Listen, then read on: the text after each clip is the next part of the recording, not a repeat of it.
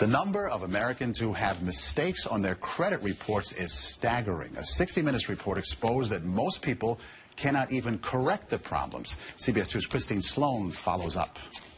Meg Pasternak says a mistake on her credit report nearly destroyed her credit. We had to present so much documentation to say this wasn't ours, and then we still had to pay something to get rid of it. Pasternak says it took months to resolve the problem. You feel kind of helpless because they got you under the gun if you need to get a new car or a house or for anything. Pasternak is not alone in her frustration. A new government study finds up to 40 million Americans have mistakes on their credit reports. But an investigation by Steve Croft on 60 Minutes finds most people get nowhere trying to correct an error. Ohio's Attorney General tells Croft that is a clear violation of a federal law. The federal law says that if you believe that there is a mistake, you can go to them and they have an obligation to do a reasonable investigation.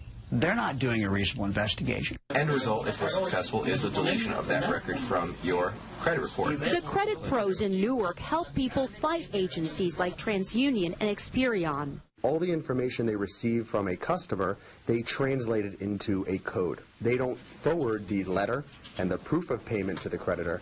They just forward the 3-digit code. So the best way to protect yourself? Go directly to the creditor rather than going to the credit bureau themselves. Another good habit to get into, check your credit report periodically to make sure there are no changes. In Clark, New Jersey, Christine Sloan, CBS 2 News. And like 60 Minutes, we were unable to get an actual person at the 3 credit reporting agencies.